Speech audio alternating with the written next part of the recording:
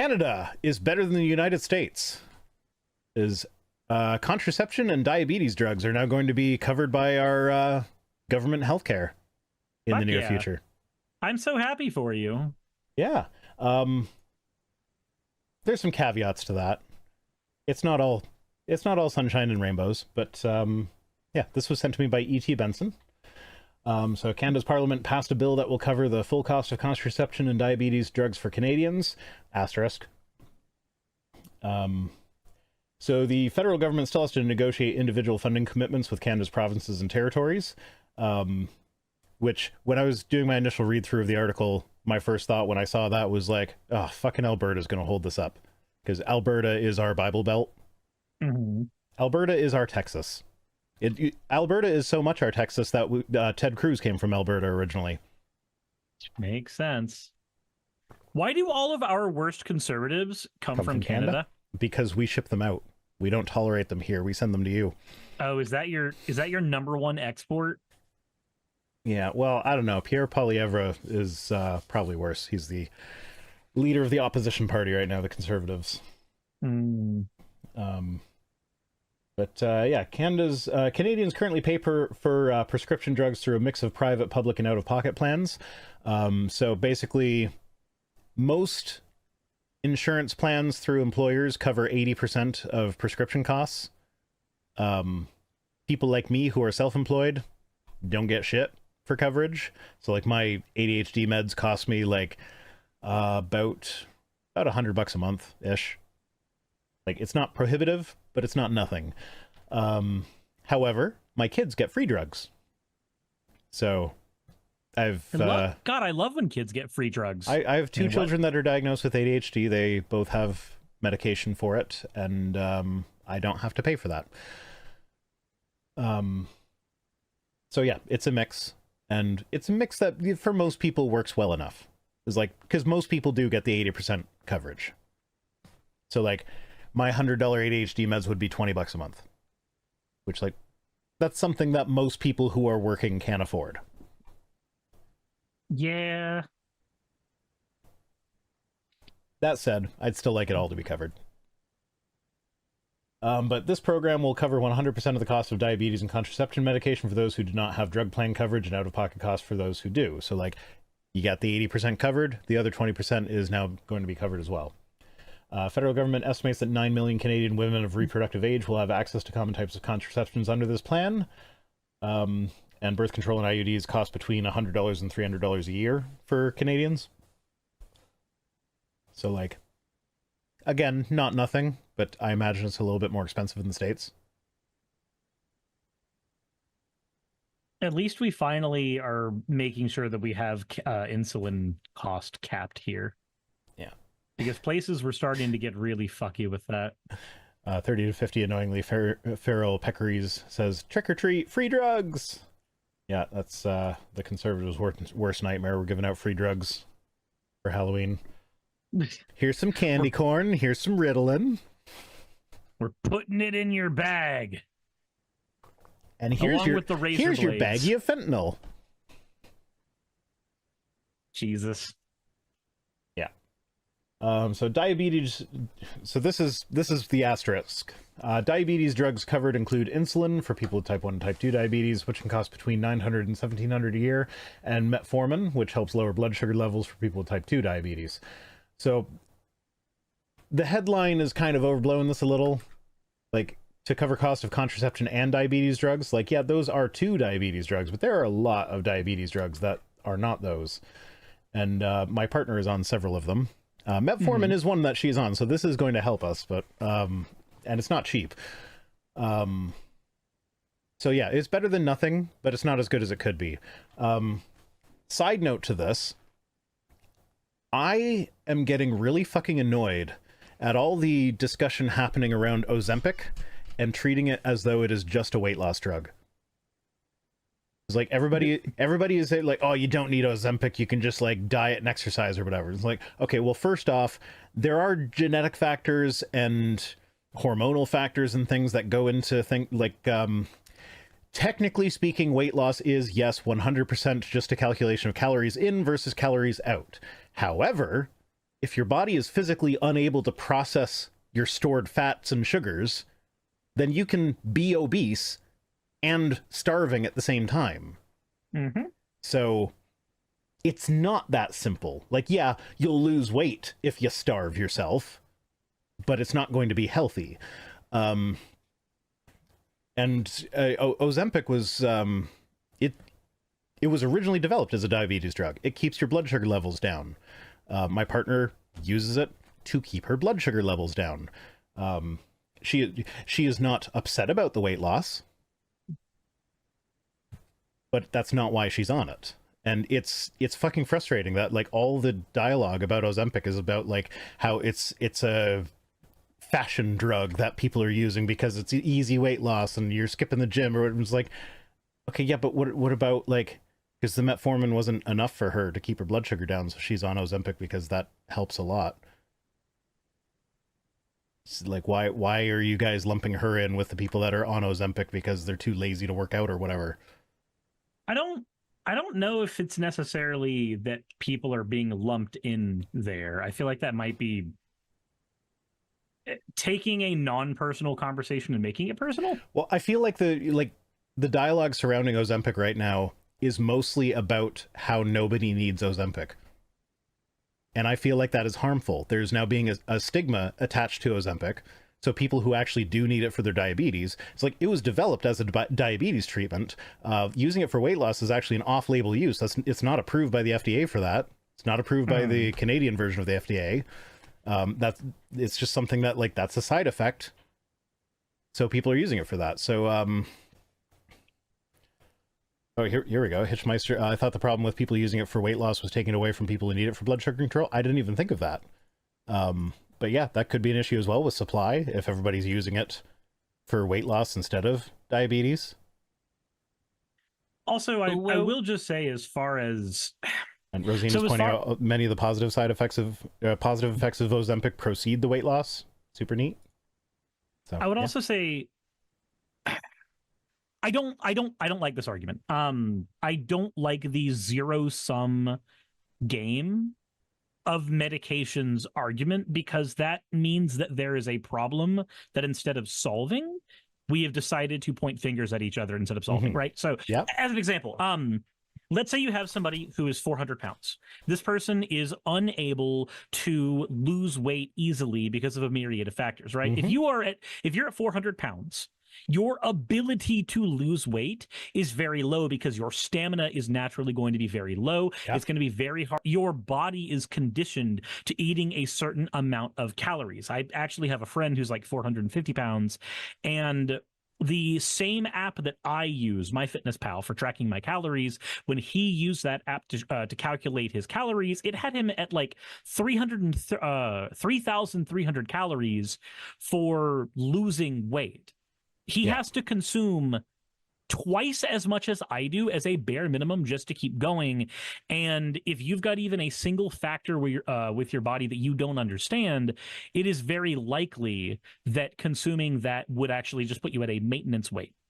So for those people, Ozempic as a weight loss option is very, very good. It's very, very helpful. There is nothing where if we are willing to accept that obesity is an epidemic in the United States, then we are also willing to accept that the cure for epidemics is often medical. Yeah, so I was headed in that direction eventually. One of the things I was going to bring up is that obesity is itself a strain on the healthcare system. So like, even if people are just using it to lose weight, that's not a bad thing. Even if you're using it to lose weight because you're not going to the gym and you'd rather take a shot every week than go to the gym. If you're going to be healthier as a result of that, why is that a bad thing?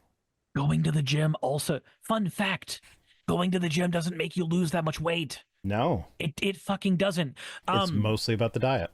It is mostly about the diet. If you are losing weight, it is 80% diet, 20% the calories that you burn at the gym. Because when you're at the gym, all you are burning is immediate glucose. You are taking glucose that your body is immediately utilizing, and you are burning that. You are not grabbing fat stores. That is not what the gym is doing. Your fat Okay, stores are Fennec, being consumed. I will flip off the camera like you request when we're done with the weight loss talk. Fat stores generally get consumed when your body is at rest. It is also when your body consumes the majority of its calories in general. Now, there are benefits to going to the gym. I go to the gym. Going to the gym makes me feel healthier, and to a degree, when you start converting some of your body into muscle mass does consume more calories in order to maintain. But this comes with a slight problem that you have to maintain the muscle mass as well.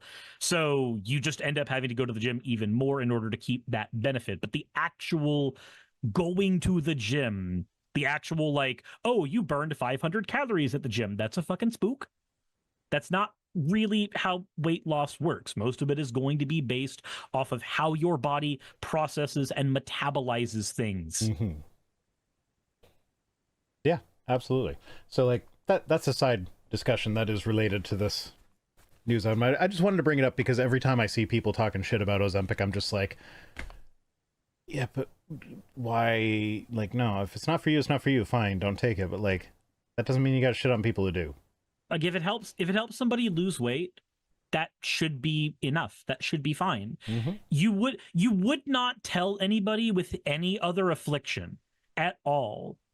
You would not shame them for using a medication to help. If somebody gets hit by a car, Suris, I'm just going to correct you on this. There is an entire industry revolving around shaming people for taking medication for mental health issues.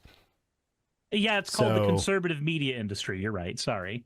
Yeah, well, there's that, and there's people offering pseudoscientific healing stuff, or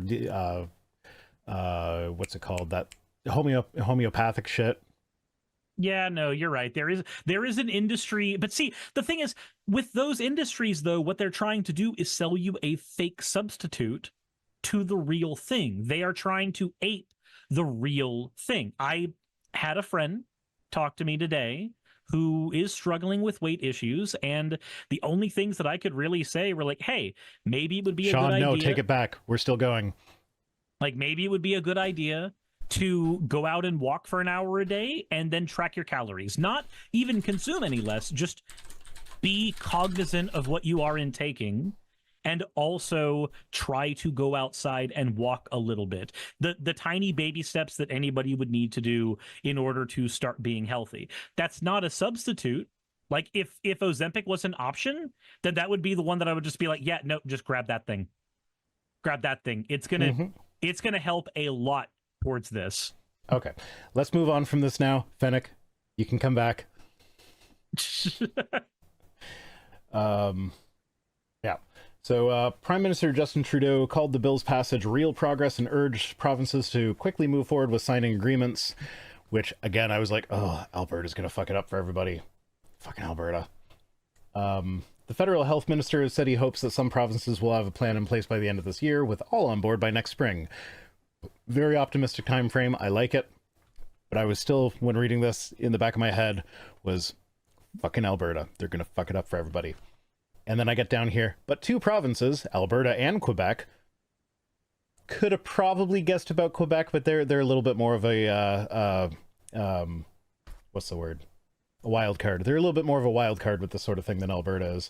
But they have indicated they may opt out of the program, accusing Ottawa of interfering in provincial matters. Okay, if they just opt out entirely, sucks for people who live in Alberta and Quebec, but at least they're not holding it up for the whole country. So, yay? Opposition Conservative leader Pierre Poilievre, I don't know. I don't actually speak French despite being Canadian. You don't have the right amount of phlegm. Apparently his party is ahead in the national polls by a wide margin, which fucking sucks, because the Conservatives are garbage. Don't vote for Conservatives, please. Canadians. They're the worst. I mean, no, the Republicans in the States are the worst, but they're the worst that Canada has, aside from whatever the fuck that party is that uses purple. But they don't win anything, so. We have a purple party? There's a purple party. Huh. What is it? Canadian party that uses purple. People's Party of Canada. The Purple People's Party of Canada was a one-eyed, one-horn, flying purple people eater. I thought the same thing. God damn it. Do you know the guy who sang that originally is also likely the voice of the Wilhelm scream? Huh. There are like 5 people that the Wilhelm scream could be, and he's one of the more likely of the 5. Interesting. You know, speaking of H-Bomber Guy, I remember my autoplay decided to play the oops sound video again. So I just had that entire diatribe on the Wilhelm scream from the beginning of the video. Oh, yeah. Oh, here we go. They chose a costly model that will deteriorate rather than improve access to prescription drugs, violate provincial jurisdiction, and further burden Canadian taxpayers, says the business group. Yeah, but they're the Canadian Chamber of business Commerce. group. It's like, yeah, no, if business is against it, then I'm probably all for it, and that's probably good. Like, businesses aren't people. I don't have to care about their rights. So this is where I want to kind of brag about how the Canadian system is just better than the American system, because we don't have a 2-party system. We have a multiple-party system. And right now we have what's called a minority government, which means no party got enough votes that they could just take over the government. So there has to be a coalition between parties in order to allow for a government to happen. So one party has to agree, like, okay, we will vote with you on all the shit so that you can actually do your governing. And right now the Liberals are the ones that are in charge. So Justin Trudeau is the leader of the Liberals. Jagmeet Singh is leader of the NDP party, which is kind of like... So the Liberals would be like the Democrats in the States, and the NDP would be... Do you guys have an independent that's like left wing of the Democrats? We have a Green Party. I don't know that Green would quite fit. I don't know. They are more left than the Democrats on those things. So the NDP are more left-leaning than the Liberals.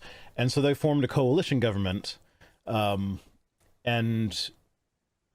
so now this small party can actually exert pressure on the government to say, hey, these are our goals for the Canadian people. If you don't take meaningful steps toward those goals, we will withdraw our support, and then there will be a new election called, and you could potentially lose because apparently the Conservatives are winning in the polls. But so yeah, the left-wing party, that's the NDP, promised to prop up the Liberals on the condition that the government launch the drug program with a handful of other priorities. So this is the NDP's baby. Now Trudeau was taking a sweet-ass time with that. So NDP actually pulled out of the deal in early September. They didn't actually call an election. Like they just have to initiate a vote of no confidence, and then that'll call an election. So they are still voting along with them at the moment, but they have withdrawn the agreement that they will just like pass everything. So now like every vote is this going to be the one that they disagree with, and it calls an election? And so as a result of that, we actually get shit done, progressively speaking. That's mildly better than what we do. That is way better than a 2-party system.